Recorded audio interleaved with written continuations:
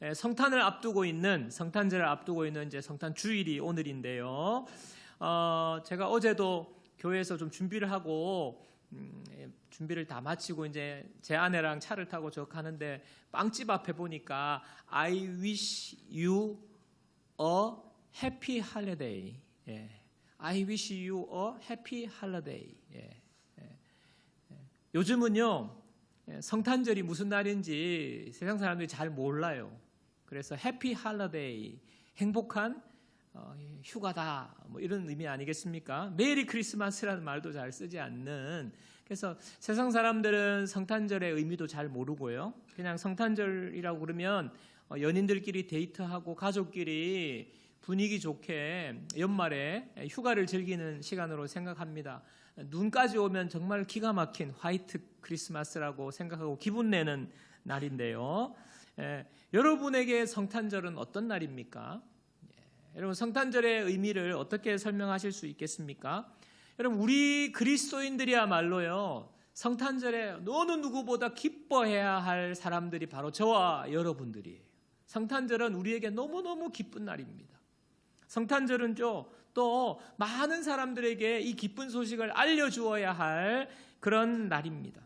그런 차원에서 오늘은 제가 성탄절의 의미를 두 이름의 의미를 가지고 여러분께 말씀을 좀 드리려고 합니다.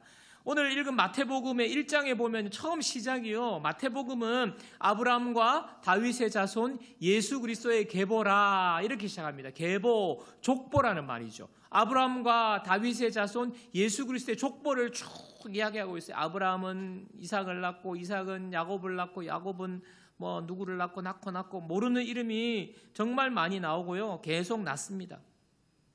아브라함부터 예수 그리스도에 이르기까지 족보를 쫙 설명한 뒤에 그 다음에 마지막에 예수님을 나오거든요. 족보의 마지막이. 그러면서 이제 예수님의 탄생에 대한 이야기를 오늘 18절부터 시작합니다. 자, 마태복음 1장 18절 19절 보세요. 예수 그리스도의 나심은 이러하니라. 그의 어머니 마리아가 요셉과 약혼하고 동거하기 전에 성령으로 잉태된 것이 나타났더니 그의 남편 요셉은 의로운 사람이라 그를 드러내지 아니하고 가만히 끊고자 하여. 지금요, 예수님의 어머니 마리아 그리고 아버지 요셉이 약혼하고 동거하기 전에 성령으로 잉태한 것이 나타났다라고 말하고 있습니다. 여러분, 배경을 좀 아실 필요가 있는데요. 그 당시에는 결혼하기 전에 약혼이라는 걸 해요. 저희 때도 제가 결혼할 때만 해도 약혼했다는 그런 분들이 종종 있었거든요. 요즘은 약혼을 거의 안 하는데 약혼이라는 것을 하는데, 약혼을 하게 되면 뭐가 되냐? 일단은요, 두 사람이 서로 남편과 아내로 부릅니다. 그런데 한 집에 같이 살지는 않아요. 약혼을 하고 남편과 아내로 서로 부르지만은 한 집에 같이 살지 않고 각자의 집에서 약 1년여 동안 결혼에 대한 준비를 하는 기간을 갖습니다. 1년 정도. 그리고 1년이 지나고 나서 결혼식을 해요. 결혼식을 하고 나면 이제 두 사람이 독립을 해서 한 집에서 함께 동거하기 시작하는, 그게 바로 결혼입니다. 그러니까 지금 결혼 전에 약혼의 지금 상태가 그런 거죠. 근데 약혼 기간 중에 서로 따로 떨어져 사는데 보니까 마음에 안 든다. 내 마음이 이제 변했다. 딴 여자가 마음에 든다. 이렇게 될 경우라든지 경우가 있지 않겠습니까? 같이 안 있으니까. 그럴 경우에는 그냥 우리 헤어져 이렇게 헤어질 수 있는 게 아니에요. 그렇게 헤어지려고 할 경우에도 정식 이혼의 절차를 거쳐야 하는 것이 바로 약혼 관계입니다. 그러니까 결혼과 굉장히 법적 구속력이 결혼만큼이나 있는 그런 것이 이제 약혼인데요. 이 지금 마리아와 요셉이 약혼 상태에서 서로 함께 동거하지 않는데 마리아가 임신을 한 거예요. 여러분, 이것은요, 굉장히 놀라운 일입니다. 지금이야 혼전에 임신을 하고 이게 대수롭지 않지만요, 그 시대, 그 당시에는요, 이것은요, 정말 돌에 맞아 죽을 일이에요. 그러니까 이 간음죄로 처벌을 받고 약혼은 파혼이 되고 또 양가 집안은 이렇게 불명예를 안고 살아가야 하는 이런 심각한 상황이 지금 마리아에게 일어난 것입니다. 요셉이 이런 상황이 되니까 조용히 그냥 마리아를 배려해서 조용하게 그냥 파혼으로 끝내려고 하는 상황이 지금 오늘 이 예수님의 탄생의 이야기의 첫 시작이에요.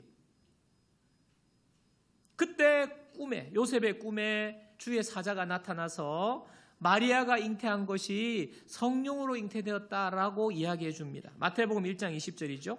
이 일을 생각할 때에 주의 사자가 현몽하여 주의 사자 꿈에 나타나서 이르되 다윗의 자손 요셉아 내 아내 마리아 데려오기를 무서워하지 말라. 그에게 잉태된 자는 성령으로 된 것이라. 부부관계로 임신한 것이 아니라 성령으로 임신을 했다는 거예요. 여러분 참 인간의 생각으로는 이게 이해가 안 되는 거잖아요. 어떻게 부부관계로 아기가 생기지 어떻게 성령으로 잉태가 되냐. 이거는 우리가 지금도 이해가 어려운, 과학이 발달한 지금도 더 이해가 어려운 이야기인데요. 어떻게 이런 일이 일어날 수 있습니까? 이어서 나오는 말씀을 보면서 우리는요 그 이유를 알 수 있어요.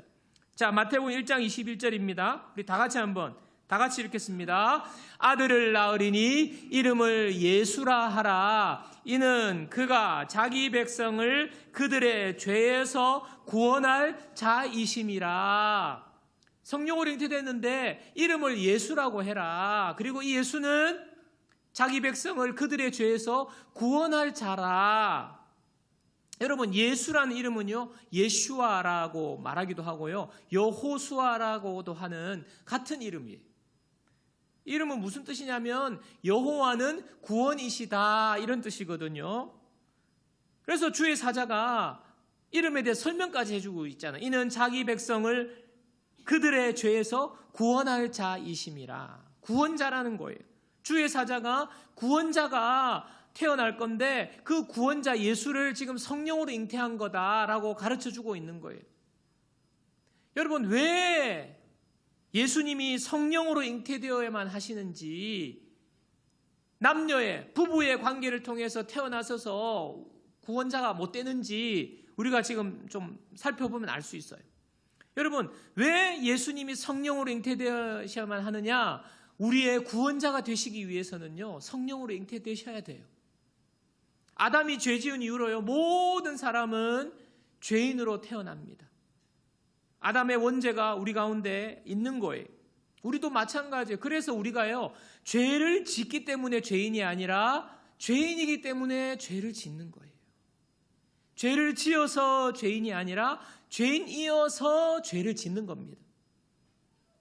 그래서 모든 아담 이후에 육체의 관계를 통해서 태어나는 모든 사람들은 죄인이기 때문에 죄인이 죄인을 구원할 수가 없어요. 그렇다고 짐승이 인간의 죄를 구원할 수 없습니다. 인간의 죄를 사할 수 없습니다.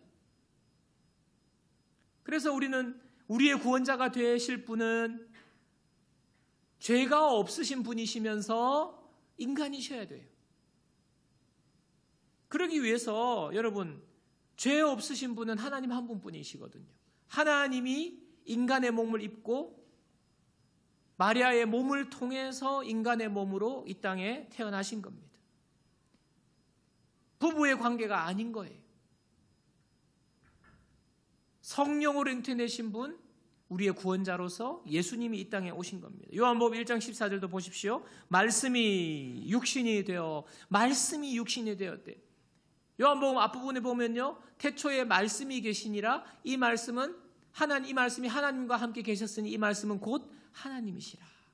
말씀이신 하나님이 뭐라고요? 육신이 되었다는 거예요. 육신의 몸을 입었다는 것입니다. 우리 가운데 거하심에 우리가 그의 영광을 보니 아버지의 독생자의 영광이요 하나님의 아들로 바로 예수님이 인간의 몸을 입고 이 땅에 오셨다는 거예요. 은혜와 진리가 충만하더라. 요한복음은 이렇게 좀 어떻게 보면 굉장히 철학적으로 지금 이야기를 표현을 하고 있어요. 하나님이 인간의 몸을 입고 우리 가운데 오셨다는 내용을 이렇게 표현하고 있습니다. 여러분 우리의 머리로는 이해가 안 돼요. 그러나 여러분 우리가 하나님을 생각할 때 하나님은 온 우주 만물을 친히 창조하신 분 아닙니까? 무에서 유를 만드신 분이시거든요. 무에서 유를 만드신 분이 친히 인간의 몸을 입고 마리아의 몸을 통해서 이 땅에 오시게 하는 거 불가능한 게 아니에요. 하나님이 창조주시기 때문에 충분히 하시는 거예요. 그렇게 해서 이 땅에 구원자로 예수님이 성령으로 잉태되어 오셨다는 것입니다. 여러분, 역사상 많은 사람들이 고통에서 벗어나고 어떻게 보면 영원한 생명을 얻고 득도하기 위해서 수많은 노력을 했습니다. 여러분, 그렇지 않습니까? 그냥 인간이 그냥 뭐 먹고 살고 그냥 그거면 됐다, 그렇지 않잖아요. 우리 마음에 있는 괴로움을 어떻게 이 고통스러운 이 인생살이 가운데에서 우리가 벗어날 수 있을까? 그래서 어떤 사람은요 철학을 하기도 하고요, 어떤 사람은요 고행을 하기도 하고요, 어떤 사람은 명상을 하기도 하고요, 어떤 사람은요 그냥 동굴에 들어가서 벽을 보고 몇 년 동안 그렇게 명상을 하기도 합니다. 그렇게 해서 우리 인간의 역사 중에는요 굉장한 어떤 진리에 이른 분들이 계세요. 있어요. 그게 바로 성인들 아니겠습니까? 여러분들, 우리 인간들이 추앙하는 성인들 있죠. 우리가 감히 따라갈 수 없을 만큼 굉장한 수준에 이른 어떻게 보면 도를 터득한 그 성인들 있지만요, 그러나 결과를 보면요 모든 분들이 결국에는 우리와 똑같은 한계점에 도달하게 되어 있어요. 그게 뭡니까? 그분들이 아무리 도를 닦고 성인의 반열에 이르렀지만 그들의 삶은요 죽음으로 끝난 거예요. 성경에 보니까 죄의 싹은 사망이라고 했거든요. 죄의 결과 때문에 모든 사람들이 결국에는 죽은 거예요. 인간에 불과한 것입니다. 우리와 너무나 차이가 나는 위대한 성인들조차도 우리와 똑같은 죽음으로 인생이 끝난 것입니다. 무엇을 말합니까? 인간의 몸을 입고, 아니 인간의 몸을 입은 게 아니라 부모님을 통해서 태어난 인간은 구원자가 될 수가 없다는 거예요. 제가 예전에 타이타닉 영화를 이야기로 설명을 드린 적이 좀 있는데요. 여러분, 타이타닉 영화를 보신 분들은 아시겠지만 정말 그 호화유람선 아닙니까? 출발할 때 많은 사람들이 이렇게 멋지고 거기서 모든 것을 다 할 수 있는 그 배에 올라탔다고 얼마나 행복해하면서 배가 출발합니까? 근데 그 배가요, 그 어마어마한 놀라운 배가 그 빙하에 부딪혀서 완전히 배가 이렇게 파손이 되고 많은 사람들이 이제 물속에 빠지지 않아요? 저는 그것을 보면서 참 우리 인생이 그와 같다는 생각을 해요. 많은 사람들이 행복하려고 그냥 높은 특등석에 있는 사람도 있고 나름대로 그 배에 올라탔을 때 얼마나 행복해요. 그러나 인생이 그렇게 행복한 시간만 있는 게 아니에요. 바다에 빠져서 힘들고 어려운 그런 일을 겪는 상황을 맞이하지 않습니까? 그리고 어떻게 보면 그렇게 빠진 사람들 어떻게 되나요? 어떤 사람은 수영을 잘해서 막 수영을 막 헤엄치기도 하고, 어떤 분들은 수영을 못하니까 호우적거리기도 하고, 배에서 떨어져 나온 그 물건을 하나 붙잡고 둥둥 떠 있기도 하고, 또 돈 있는 사람들은 좀 보면 구조선에 올라타지 않습니까? 이렇게 노젓는 배죠. 이렇게 올라타는데요. 다들 살려고 애를 쓰는데 시간이 지나면 어떻게 됩니까? 그 상태에서 시간이 지나면 어떻게 될까요? 아무리 수영을 잘하는 사람, 또 노젓는 배를 타고 있다고 할지라도 시간이 지나면요 다 죽어요. 왜 그렇습니까? 내가 수영으로 또는 노젓는 배로는 이 문제를 벗어날 수 없을 만큼 너무나 넓은 망망대해에 지금 있기 때문에 그래요. 그냥 조그마한 풀장에 빠진 게 아닙니다. 우리의 인생이. 우리의 힘과 능력으로는 벗어날 수가 없는 거예요. 그게 인간의 한계예요. 근데 어떻게 구원받을 수 있습니까? 저 어딘가에서 이 무전의 소식을 듣고 배가 파손됐다, 이 무전의 소식을 듣고 거기서 큰 배가 오든지 아니면 헬기가 와서 구해줘야 다 살 수 있는 것 아닙니까?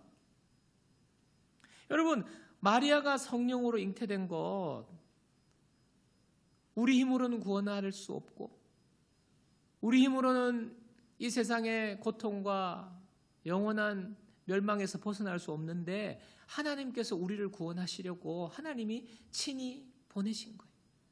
하나님이 헬기를 보내신 거예요. 하나님이 구조선을 보내신 것과 같은 것입니다. 여러분, 그래서 우리는요, 이 성탄의 기쁨을 알 때에 감사하지 않을 수가 없는 거예요. 기뻐하지 않을 수가 없는 것입니다. 정말로 기뻐해야 되는 거예요. 우리의 구원자 되신 예수님이 우리를 구원하시려고 이 땅에 오신 날이기 때문입니다. 그 이름이 바로 예수. 자기 백성들을 그들의 죄에서 구원할 자, 하나님이 보내신 거예요. 그 이름 예수, 구원자 예수님이 오셨기 때문에 우리는요, 기뻐하는 거예요. 자, 이어서 두 번째 이름 알려주시는데요. 마태복음 1장 22절 23절입니다. 이 모든 일이 된 것은 주께서 선지자로 하신 말씀을 이루려 하심이니 이르시되 보라, 처녀가 잉태하여 아들을 낳을 것이요 그의 이름은 임마누엘이라 하리라 하셨으니 이를 번역한즉 하나님이 우리와 함께 계시다 함이라. 구원자 예수님이 이 땅에 오신 날이면서 또 다른 이름을 주시면서 그분이 오신다는 거예요. 누굽니까? 임마누엘입니다. 겁니다. 겁니다. 겁니다. 입니다. 입니다.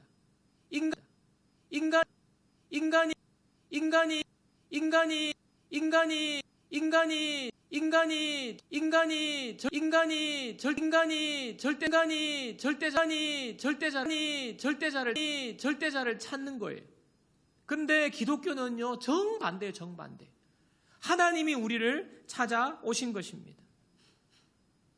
성경은요, 인간이 하나님을 찾을 수 없다, 찾을 생각도 안 한다, 열심히 찾는 척 하지만 못 찾는다고 말해요. 로마서 3장 10절 11절입니다. 보십시오. 기록된 바 의인은 없나니 하나도 없으며 깨닫는 자도 없고 하나님을 찾는 자도 없고. 모든 사람이 죄인이기 때문에 하나님을 찾을 수 없어요. 제가 여러분과 처한 상황이 다르고 또 정도 차일 수가 있다고 생각합니다. 여러분이 겪는 그 힘든 상황들, 또 여러분들이 지나온 삶의 히스토리와 저와는 좀 다르고요. 지금 여러분들이 저를 볼 때 어떨지 모르겠습니다. 저도 개인적인 지금 어려움을 지나고 있는데, 하여튼 제가 드리고 싶은 말은 상황과 형편과 처지가 다 다르지만은요, 저와 여러분들은 똑같이 어려움을 안고 살아가고 있습니다. 여러분 힘든 일이 있잖아요. 근데 제가 요즘에 이제 감사 노트를 또 쓰면서 특별하게 제가 또 하나님 앞에 감사하는 제목이 뭐냐 하면, 아침에 눈을 뜨면 이제 마음이 평안한 마음이 드는 거예요. 예전에는 눈을 뜨면 오늘 이거 어떻게 해야 되나, 이번 주에 행사 준비가 있는데 막 이러면서, 예전에 이제 제가 큰 교회에서 부목사로 있었기 때문에 그런 스트레스와 그런 이제 마음의 염려가 있을 때가 많았거든요. 눈을 뜨면 이번 주에 있을 일들이 막 밀려오면서 마음이 힘들고 불안한데, 요즘은 이제 눈을 떴을 때 참 평안한 마음으로 눈을 뜹니다. 그래서 하루를 주신 하나님께 감사를 하고, 또 하루를 이제 지나다가 밤이 돼서 이제 눈을 감으려고 이제 누우면 또 이제 감사의 제목들을 이제 하나님 앞에 고백하고, 또 평안하게 금방 또 잠이 들어요. 그래서 제 삶에 문제가 여전히 있음에도 불구하고 마음에 하나님께 평안을 주시고 감사로 하루를 마무리할 수 있게 해주시는 것, 참 요즘 제가 누리고 있는 하나님 주시는 은혜인데요. 제가 이유가 뭘까 생각해 보니까 다른 이유 아니더라고요. 제가 다짐을 하고 결심을 하고 그래서 그런 것이 아니라 그냥 하나님을 부르니까 그렇게 되는 거예요. 하나님을 부르니까. 하나님이 나의 아버지가 되시고 여호와는 나의 목자가 되시고, 내가 알고 있는 하나님 때문에 제 마음에 평안이 있고, 내가 아는 하나님께서 나를 자녀 삼아 주셨다는 이 자녀됨의 확신 때문에 그런 평안을 누리고 있습니다. 제가 참 설교 시간에 몇 번 이야기했지만 앞으로 많이 들으실 수도 있어요. 계속해서 제가 고등학교 때, 중학교 때 이제 제 동생이 먼저 죽었지 않습니까? 하나님께서 데려가셨는데 그때 이제 상처가 제가 있었어요. 그 당시 상처가 있고 또 부모님 사춘기 때 부모님과의 관계 문제도 있고 이래서 제가 고등학교 올라가서 굉장히 상처 때문에 마음이 힘들고 학교 갔다 오면 방문 잠그고 정말 그렇게 울었어요. 마음에 자책도 되고 무기력증도 있고 해서 참 울고 있을 때에 그때 제가 하나님 앞에 제 마음을 솔직하게 이야기하고 하나님 저 너무 힘듭니다. 슬픕니다. 저 어떻게 하면 좋아요? 하나님 앞에 기도했을 때 하나님이 저에게 강력하게 찾아오셨어요. 하나님이 저한테 오셔가지고 하나님 저한테 너 괜찮아. 너가 그런 거 아니야. 너 때문이 아니야. 하나님은 제 마음에 말씀해 주시는 거예요. 그리고 나는 너를 너무 사랑해. 제가요, 사실상 우리 부모님이 저한테 잘해 주시려고 한 거는 아는데 실질적으로 제가 기억할 때 부모님의 사랑을 그렇게 많이 받은 것 같지는 않아요.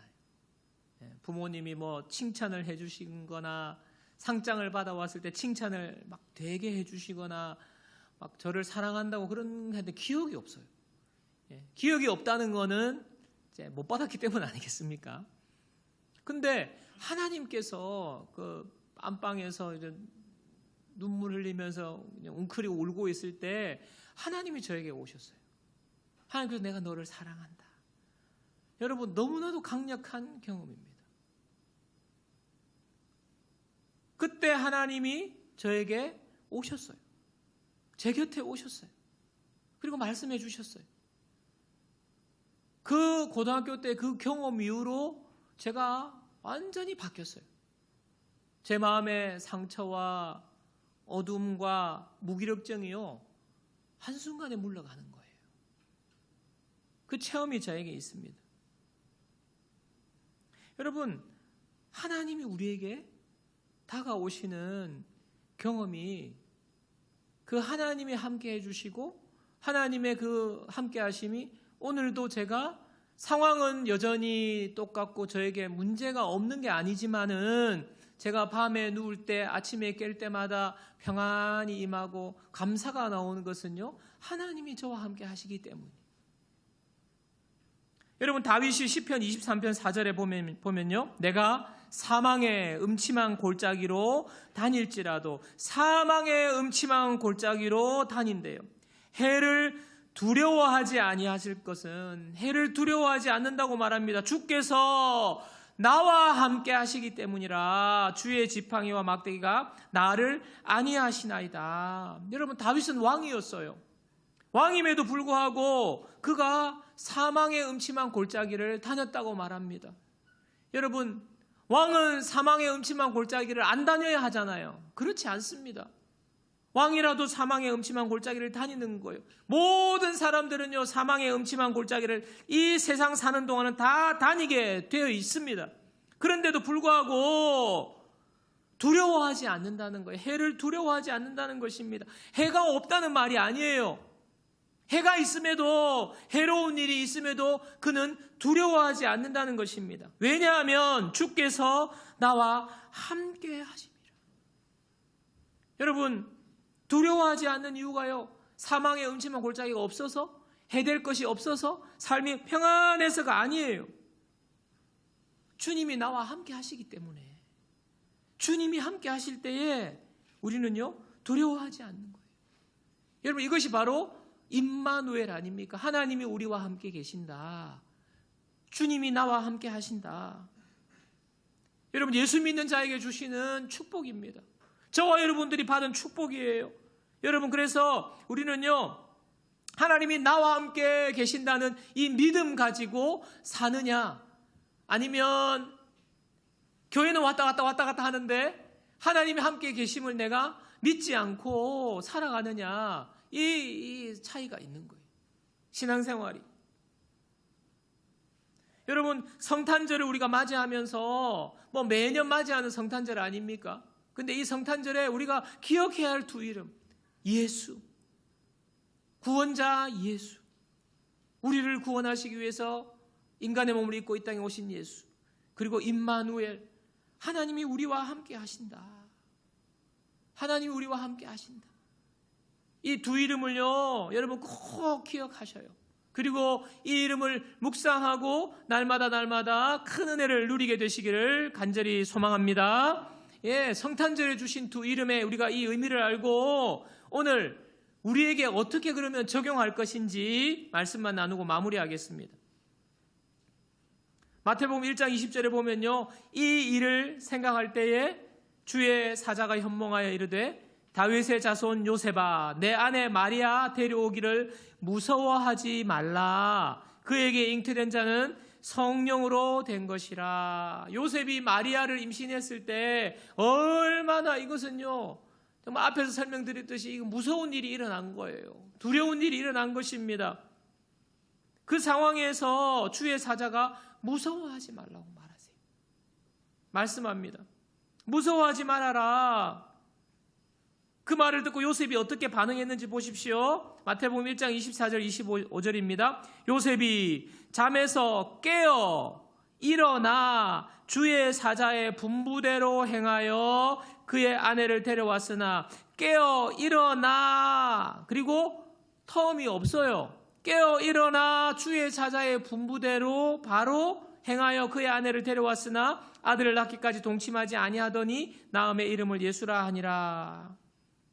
여러분, 요셉은 예수님의 이름, 임마누엘 이름, 그 이름을 듣고 즉각적으로 순종했어요. 그에게 무서운 상황, 너무나 힘들고 두려운 상황이 그대로 있습니다. 여러분, 지금 당장 예수님이 태어난 게 아니잖아요. 시간이 더 필요합니다. 마리아를 데려왔을 때 여러 가지 비난과 사람들이 그에게 돌을 던질 수도 있는 이 두려운 상황 속에 있지만 변화가 하나도 없어요. 그럼에도 불구하고 요셉은 예수, 임마누엘, 그 이름을 듣고 잠에서 깨자마자 마리아를 데려왔습니다. 순종했습니다. 여러분, 이렇게 될 때에 여러분, 마리아와 요셉은요, 예수님의 부모가 되는 영광을 얻게 되었습니다. 하나님이 우리를 구원하시는데 마리아와 요셉은요, 정말 놀랍게 쓰임받은 거예요. 영광스러운 자리에 오르게 된 것입니다. 요셉이 아직 일어나지 않을 일을 그가 어떻게 순종하며 두려움 가운데 있는 그 상황을 어떻게 돌파합니까? 예수 그리스도, 임마누엘 하나님의 이름을 믿고 그대로 순종하는 것입니다. 여러분, 오늘 우리에게 하나님께서 주시는 말씀도 우리에게 적용키를 원하시는 말씀, 여러분, 예수 그리스도 이름은 우리가 그냥 습관적으로 부르는 예수의 이름이 아닙니다. 하나님 우리와 함께 계신다는 것은요, 그냥 우리가 듣기 좋아라고 하는 말이 아닙니다. 우리의 마음에 정말 예수님이 나의 구원자이시다, 하나님이 우리와 함께 계신다는 이 믿음을 가지고 우리가 믿음으로 순종의 길을 걸을 때에 하나님께서 두려움을 물리쳐 주시는 거예요. 하나님이 우리가 염려와 걱정되는 것으로부터 우리를 지켜주시는 것입니다. 여러분, 우리는 이미 예수님이 우리와 함께 계십니다. 하나님 우리 가운데 계십니다. 하나님이 오늘도 여러분이 힘들어하고 있는, 두려워하고 있는 그 상황 가운데 하나님이 계시다고요. 예수 그리스도가 이미 우리를 구원하셨다고요. 우리를 위하여서 목숨을 내어주셨다고요. 이 예수님이 우리의 주님이세요. 우리의 하나님이세요. 우리는 성탄절을 맞이하면서 여러분 마음에, 여러분 두려워하는 상황 가운데 여러분, 예수님을 초대하십시오. 예수님이 그곳에 함께 계십니다. 예수님이 그곳에서 우리를 구원하실 것입니다. 우리가 성탄절에 우리의 간절한 고백이 되기를 바랍니다.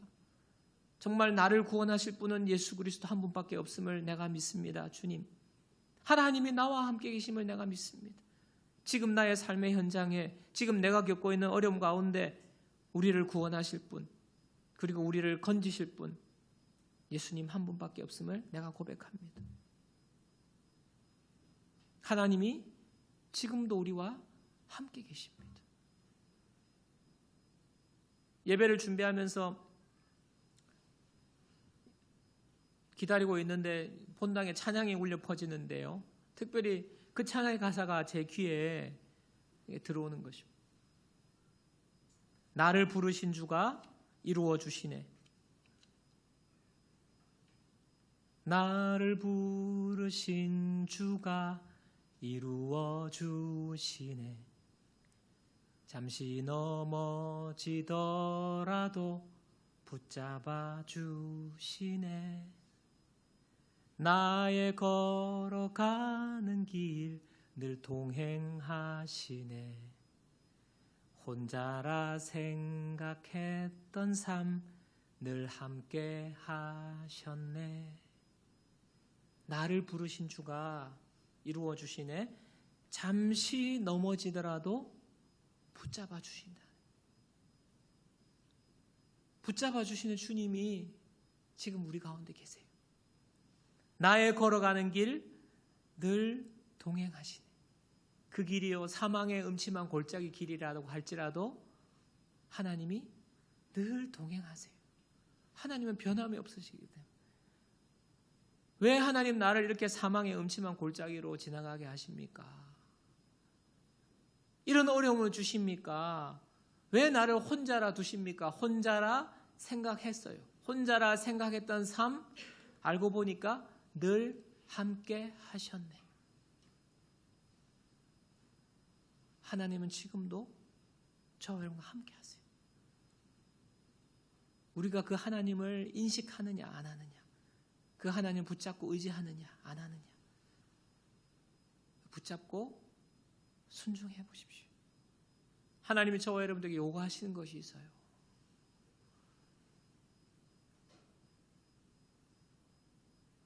우리가 순종하지 못하는 그 길을 주님이 함께 하심을 의지하면서 믿고 순종할 때에 두려움이 사라지고 우리가 생각하는 그 염려와 걱정에서 하나님 우리를 건져 주실 것입니다.